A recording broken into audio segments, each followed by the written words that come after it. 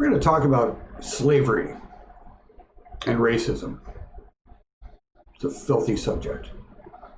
And it's been very much in the news, very much on the lips of the radical left. Because racism isn't really on the lips of ordinary people. And the radical left are not ordinary people. They are secular zealots who are trying to destroy this country and make us communist. Which is kind of funny that they're trying to do this off of the backs of black people in specific, because Marx hated black people. But I guess, you know, the rabid left can't be bothered with facts. But one of the things that is undeniably true is that the Republicans, the so-called villains of the story, are not the racist ones. It's the Democrats. You ask any black person who they're going to vote for, and probably 8 out of 10 times, they're going to say they're going to vote Democrat. That's just stupid. And here's why. Before the Civil War, there was a rather important case. Dred Scott versus Sanford. And the reason that it's important it's multifold. Dred Scott was a slave. And through the course of his life, he was loaned out, sold, loaned out again, inherited, not just him, but also his wife, and eventually his 2 daughters. And what's really kind of interesting about it is that the owner of Dred Scott traveled and lived and worked in and out of free territories. And according to the law of the land at the time, it said that if a slave is brought into a free territory, they are automatically free. And not only are they free, but they cannot be re-enslaved if they go back to a slave state or territory. Unfortunately, Dred Scott didn't actually know this, or at least he didn't learn it in due time. Eventually, Dred Scott sued for his freedom. In his case, he lost it, and he appealed, and he lost it. And he appealed again, and he lost it. And in December of 1854, Scott appealed his case to the United States Supreme Court. The trial began on February 11th, 1856. By this time, the case had gained notoriety, and Scott received support from many abolitionists, including powerful politicians and high-profile attorneys. But on March 6th, 1857, the infamous Dred Scott decision, Scott lost his fight for freedom. Again, and with finality, before the law.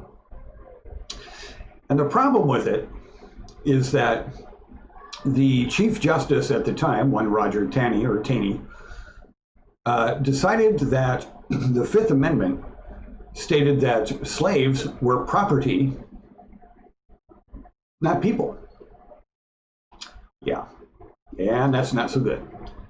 The decision also argued that the Missouri Compromise, which we'll talk about in a minute, legislation passed to balance the power between slave and non-slave states was unconstitutional.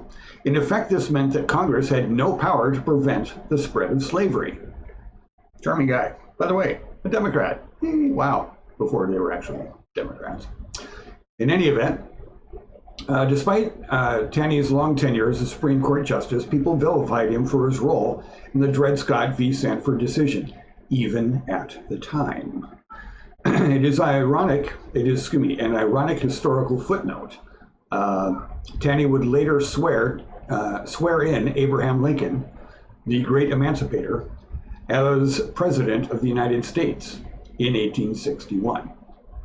Dred Scott did eventually gain his freedom, as you can see from that post. It didn't do him much good. He only lived a few years before he died of tuberculosis.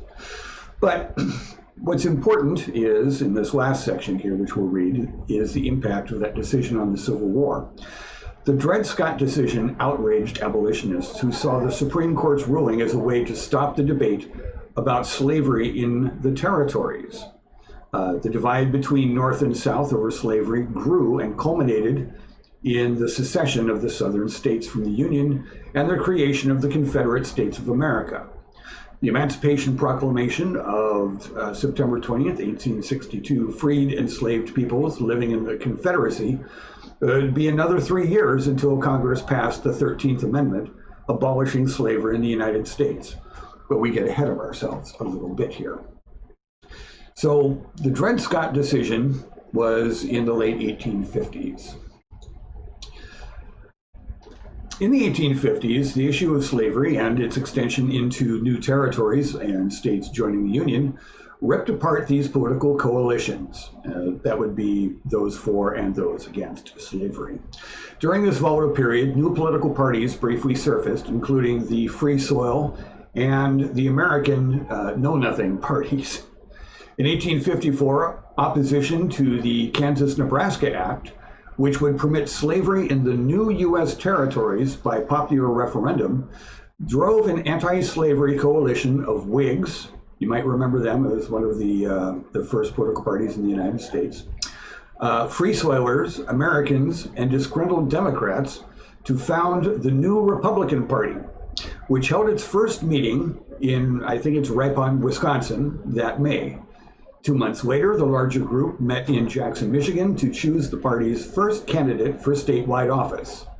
The Republican goal was not to abolish slavery in the South right away, but rather to prevent its westward expansion, which they feared would lead to the domination of slave-holding interests in national politics. In the 1860 election, a split between the Southern and Northern Democrats over slavery propelled the Republican candidate, Abraham Lincoln, to victory, though he won only around 40% of the popular vote. Even before Lincoln would be inaugurated, 7 southern states seceded from the Union, beginning the process which would lead to civil war. These were Democrat-run states, kids. But let's talk a little bit about the KansasNebraska Act. As previously mentioned, it was to say, in essence, that the new territories could make their own damn minds up about slavery. The KansasNebraska Act was an 1854 bill that mandated popular sovereignty among settlers of a territory to decide whether slavery would be allowed within the new state's borders. Proposed by Stephen A. Douglas, Abraham Lincoln's opponent in the influential Lincoln-Douglas debates, the bill overturned the Missouri Compromise use of latitude as a boundary between slave and free territory. And before that time, if you were north of the latitude of 36 minutes, 30 degrees, you were free land. You could not hold slaves. And as mentioned a little bit ago, if a slave is brought into free territory, he's immediately freed. So you can imagine that, not a lot of people went visiting northwards with their slaves. Except, of course, they couldn't read, they didn't know what the law was, and most of the time they didn't know that they were free the moment they crossed over a border, which they never saw anyway. In any event, the conflicts that arose between pro-slavery and anti-slavery settlers in the aftermath of the Act's passage led to the period of violence known as Bleeding Kansas, and helped pave the way for the American Civil War, 1861 to 1865. This 1954 bill to organize Western territories became part of the political whirlwind of sectionalism and railroad building, splitting 2 major political parties and helping to create another, as well as worsening North-South relations. Anyway, on January 4th, 1854, Stephen A. Douglas wanted to ensure a northern transcontinental railroad route that would benefit his Illinois constituents. He introduced a bill to organize the territory of Nebraska in order to bring the area under civil control. But Southern senators objected. The region lay north of the latitude described, and so was under the terms of the Missouri Compromise of 1820, which would become a free state. By free, they mean, of course, no slavery. To gain the Southerners' support, Douglas proposed creating two territories in the area, Kansas and Nebraska, and repealing the Missouri Compromise line. The question of whether the territories would be slave or free would be left to the settlers under Douglas's principle of popular sovereignty. Presumably, the more northern territory would oppose slavery. It did. And the more southern one would permit it. Anyway, we know how that worked out. Well, actually, maybe you don't know. The act passed Congress. We're just going to skip over that. The act passed Congress. By the way, okay, you have to understand that Franklin Pierce was president at the time, and basically they needed his permission to repeal the previous act that said that above this latitude we're free, below that do what you want. Anyway, the act passed Congress, but it failed in its purposes by the time Kansas was admitted into statehood in 1861. After an internal civil war, southern states had begun to secede from the Union. The independent Democrats and many northern Whigs abandoned their affiliations for the new anti-slavery Republican Party, leaving southern wings without party links and creating an issue over which of the already deeply divided Democrats would split even more. The railroad was eventually built, but not along the route Douglas wanted, and with funds voted by a Republican Congress during the Republican Civil War administration. So we had our issues. We were very, very divided on it. But it was the northern states, the Union, the Republicans, who said, can't have slavery. We're not. This is not right. We're not going to continue to build a nation on slavery. However, the Democrats were quite fine with continuing to use slave labor, and of course to piss all over their rights when they took them into free lands if they didn't know any better, which of course they kept them ignorant and unable to read, so no, they didn't know any better. Anyway, a bit of a mess, to say the very least. Okay, so how did we get into this mess, right? I mean, what's the next thing? Well, the next thing obviously is that we we fought a civil war, right? And we're all fairly familiar with the Civil War.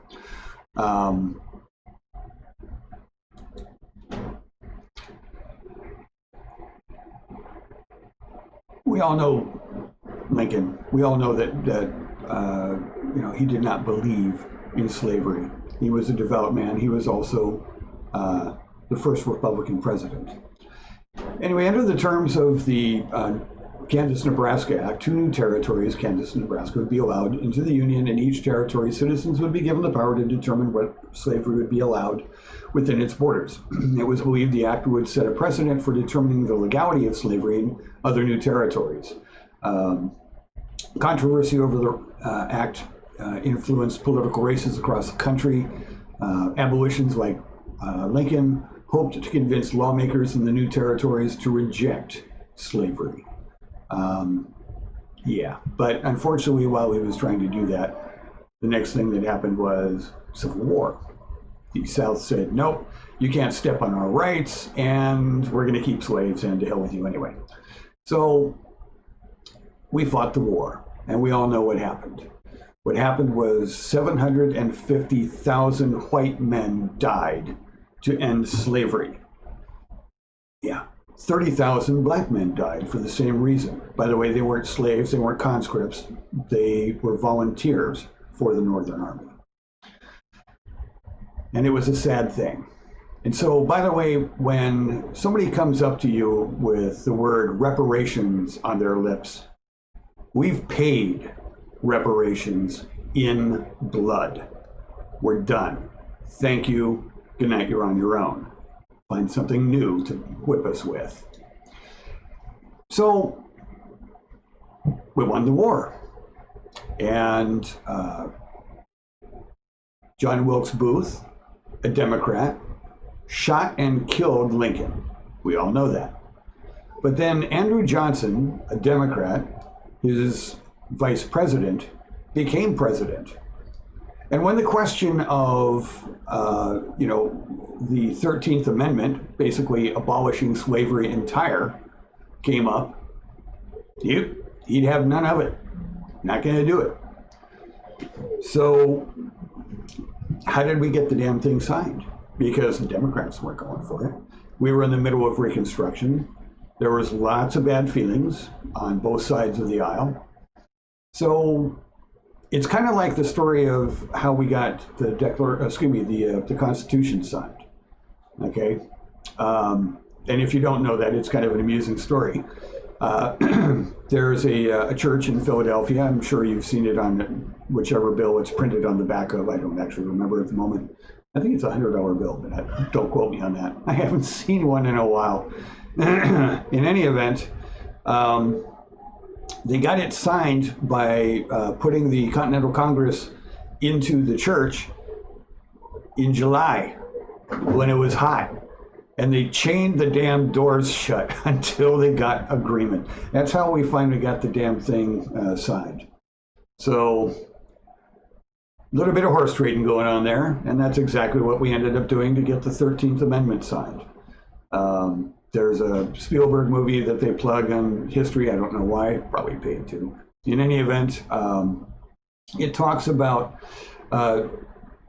trying to get the votes for the amendment. Because originally what they tried to do is they tried to say, okay, well, we'll leave it up to the states. We'll have the states write it into their constitutions. And fortunately, some very intelligent people said, no, we need to do this on the national level. We need to make this the law of the entire land, period. We're not going to leave it to the whims of others. It's not a state's right. And if you think about it, that was the right thing to do, because the Constitution and the Declaration of Independence are for all people, all Americans, irregardless of who you are. In any event, so they had to vote on it more than once, because it failed, because the then president wasn't going to back it. But on the second vote, they actually did get it through. And let's see, the second vote on the amendment was taken January 31st, 1865. The outcome was still far from certain. Rumors of a Confederate peace overture made backers concerned that Democrats might not want to derail potential talks by passing an inflammatory measure. And then, of course, dramatic language. It's the History Channel, come on. Anyway, the chamber grew silent as the House of Representatives speakers, Schuyler Colfax, declared the results with a quiver in his voice. On the passage of a joint resolution to amend the Constitution of the United States, the ayes have 119, the noes 56.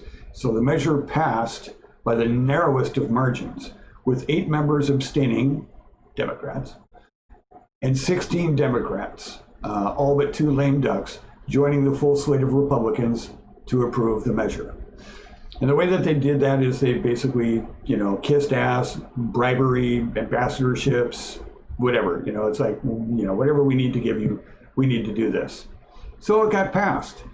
But it wouldn't have been passed if it hadn't been for extraordinary Republican effort to overcome the Democrat desire to own people.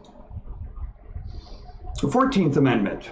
14th Amendment, people don't really remember. It's like, well, what's 14th Amendment? The one that comes after the 13th?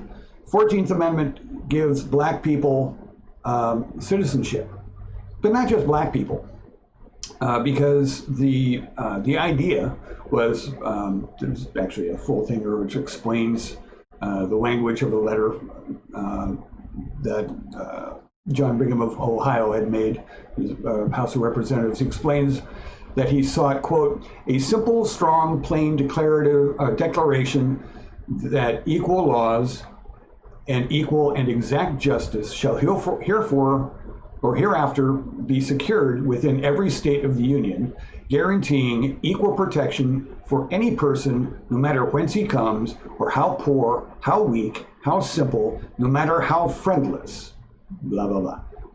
Everybody. Equal law, equal application of law, equal justice, equal rights under the law.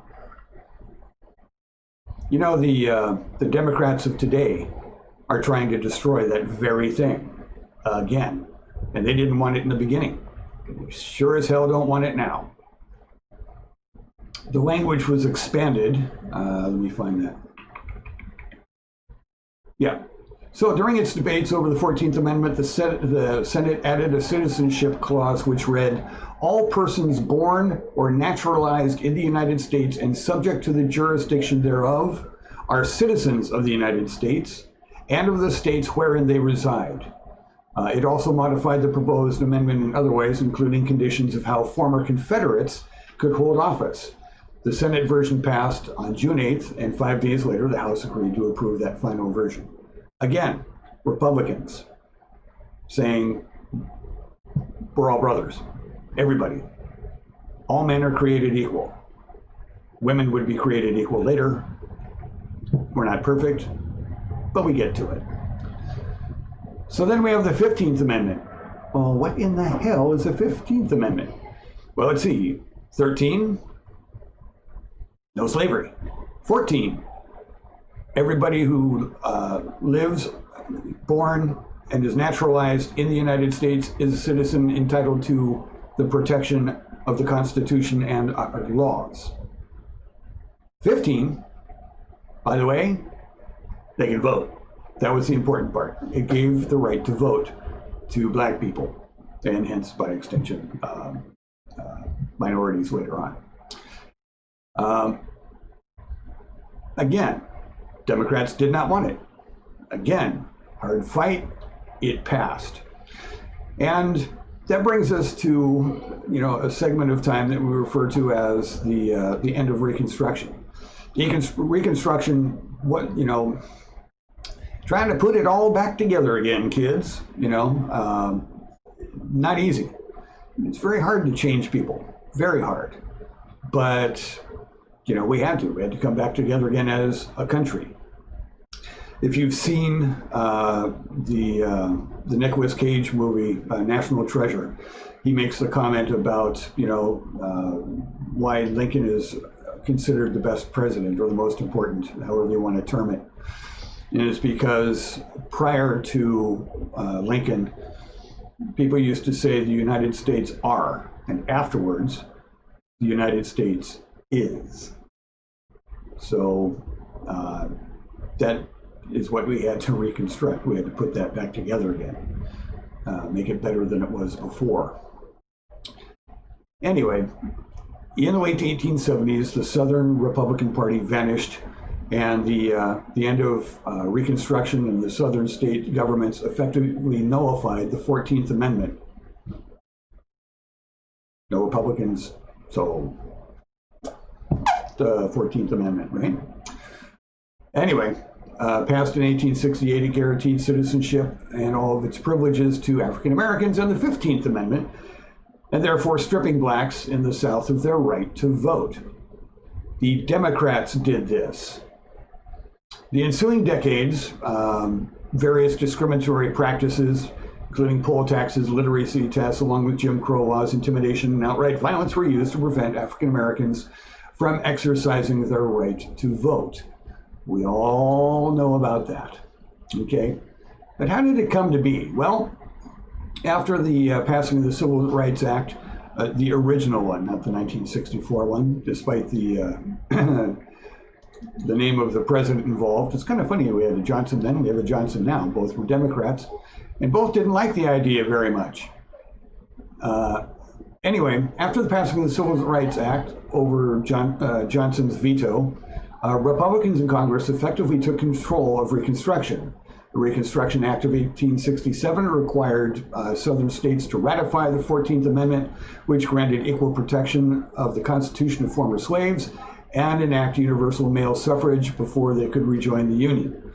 So you make them free, you make them people, you give them the vote, you get to come home. Yeah. The 15th Amendment, adopted in 1870, guaranteed that a citizen's right to vote should not be denied on account of race, color, or previous condition of servitude. During this period of radical Reconstruction, blacks won election to southern state governments and even to the U.S. Congress. As indicated by the passage of the Black Codes, however, white Southerners showed a steadfast commitment to ensuring their supremacy and the survival of plantation agriculture in the post-war years. Support for Reconstruction policy waned after the early 1870s, undermined by the violence of white supremacist organizations such as the Ku Klux Klan. The Ku Klux Klan that was created by a Democrat. Oh yeah. But it's the Republicans that are keeping the black man down, right? We're the white supremacists. Anyway, founded in 1866, the Ku Klux Klan extended into almost every southern state by 1870 and became a vehicle for white southern resistance to the Republican Party's Reconstruction-era policies aimed at establishing political and economic equality for blacks. Its members waged an underground campaign of intimidation and violence directed at white and black Republican leaders. Though Congress passed legislation designed to curb Klan terrorism, the organization saw its primary goal, the reestablishment of white supremacy, fulfilled through Democratic victories in state legislatures across the South in the 1870s. And you know, there's there are apologists on the left. James Martin, an author and chairman of the history department at Marquette University, disputed the Dane County GOP claim that the Klan was founded as a military arm of the Democratic Party. He said, quote, it was at its simplest a secret fraternal organization, but it very quickly became an organization dedicated to preserving white supremacy and intimidating African Americans.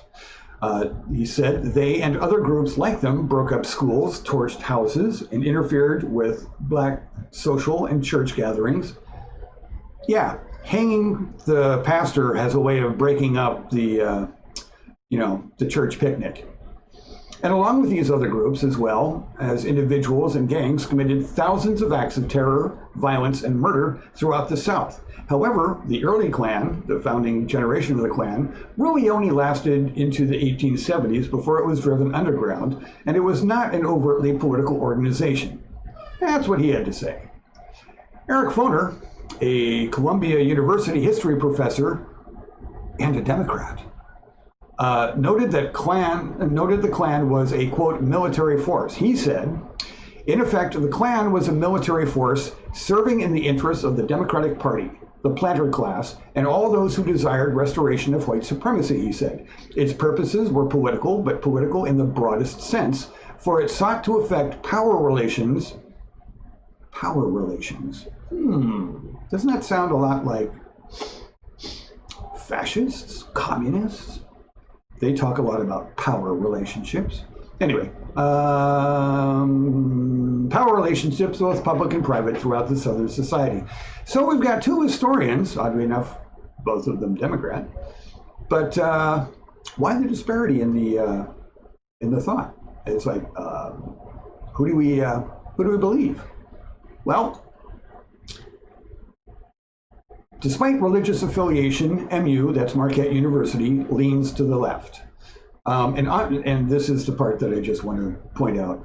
An ongoing study regarding political affiliations of the nation's top 100 universities, Campus Reform found that 80% of all donating Marquette faculty gave to Democrats in the 2008 political election.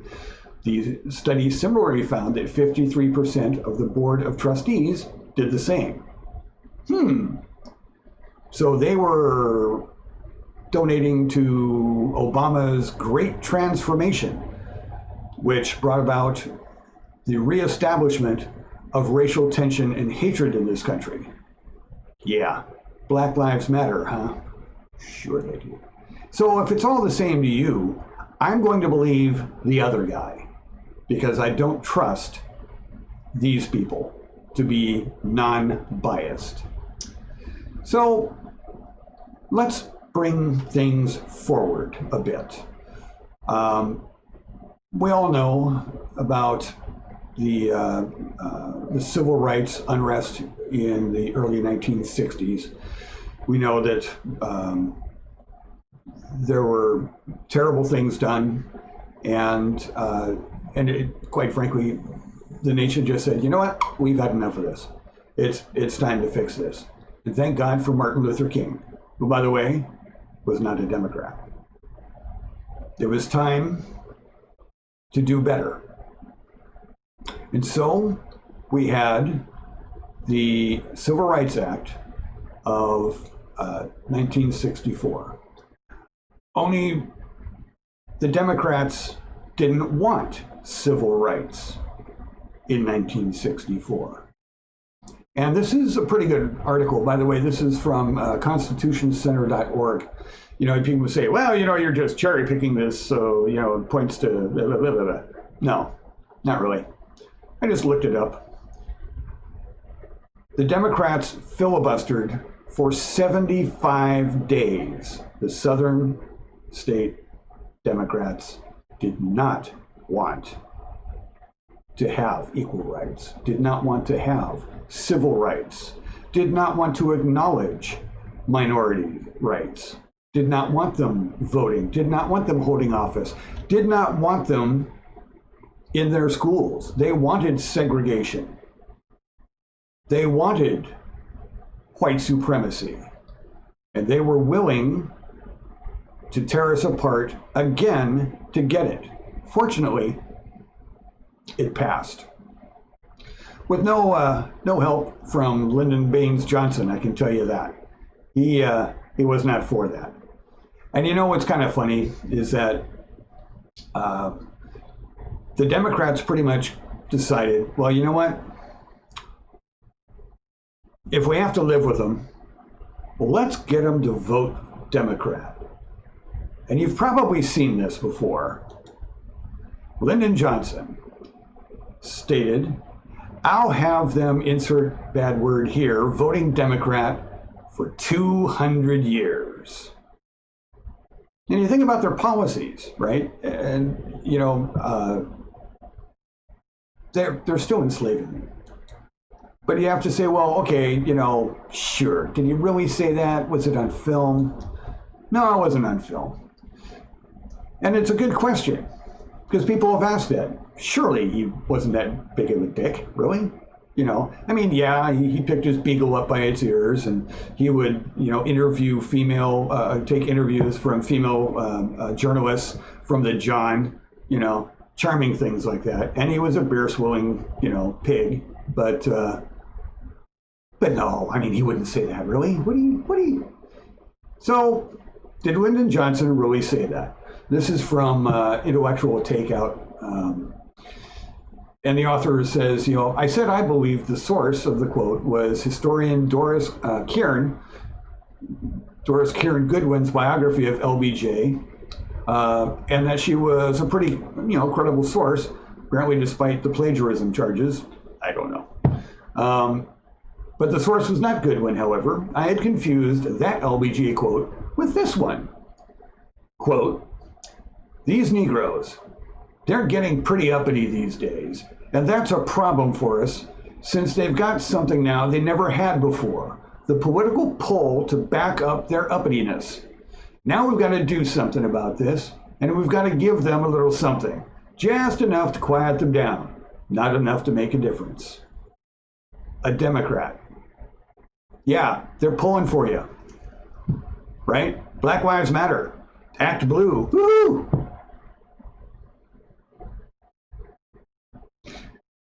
But to continue, this quote appears on page blah, blah, blah, who cares? Anyway, the utterance was made through Richard Russell, a fellow Democrat senator from Georgia. The source of the 200 years quote is Ronald Kessler's 1995 book, Inside the White House. Kessler got the quote from Robert McMillan, an Air Force One steward, who said that LBJ uttered this comment to two governors during a conversation on the Civil Rights Act of 1964. Snopes, oh, and we all believe Snopes, don't we? Sorry. Anyway, a fact-checking website states there's little evidence to back up the quote. Fine, that's all right. We don't have to believe that. Yeah. Here's the thing. Slavery continues in this world. And a form of slavery has been continuing unabated in Democrat-run municipalities and states. And it's not a cotton farm. It's a welfare state. It's a welfare state that promotes the idea and enforces the idea that a black woman with children cannot have the father of the child live with her and maintain benefits. Well, it's A, very hard to get off of state aid, and B, going to be a hell of a lot harder with a single parent income. But it goes beyond that. Because without having mom and dad both in the home, the proverbial nuclear family, what happens to the kids? And what happens, if mom actually does get off of the welfare state and is able to, create an income, but she's not in the home when that's going on? So there's no parent in the home. There's no leadership. There's no one to tell the eldest son not to smoke crack and not to sell crack and not to knock his ass across the room when he gets smart with his elder sister or his mom. The things that all good fathers do. I was raised by the belt, and yeah, it's a good thing.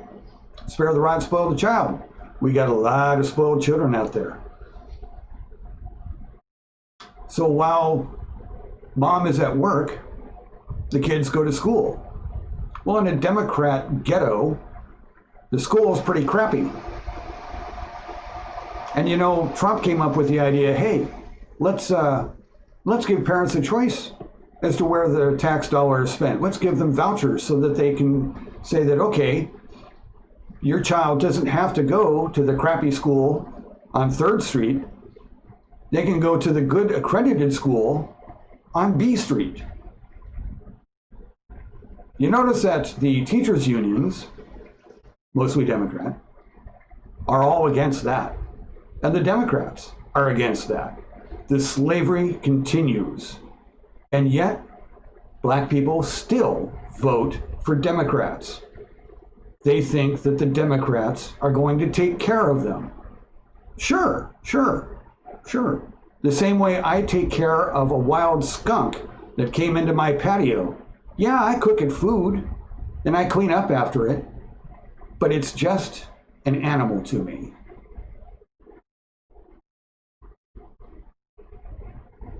And maybe that is all minorities are to the Democrats. It certainly looks that way. Break your chains. Educate yourself. I recently had a discussion with a young man out front of the Quickie Mart where I live. He's a young black man. He actually came up to kind of softly panhandle me, which I don't mind, but the facts being what they are, I'm broke, I'm unemployed, I'm, taking care of a household of 7 people, and God help me, 7 cats and a skunk. So I couldn't help it. But I asked him, I said, so who are you going to vote for? And he said, I don't vote. I go, oh, well, who would you vote for? He goes, oh, Biden, all the way. And I said, why? Why would you vote for the Democrats? They hate minorities. He goes, well, my whole family votes Democrat. Break the chain. Free yourself. You're not victims. Don't let the communists tell you that you're being oppressed. It is they who are oppressing you. You don't want to vote for a Republican? Fine, don't vote for a Republican. Vote your conscience. Vote what makes sense to you. But do the research and know the ramifications of what you're voting for. And talk to your neighbors.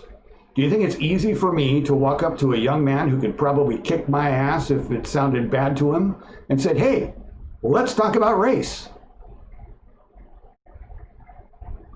Trust me, nobody could be as dumb as I look. But you have to talk to people, talk to one another, talk to your friends, talk to your family. Educate yourself and break the chain, the cycle of poverty and abuse that is the Democratic Party. And God bless America.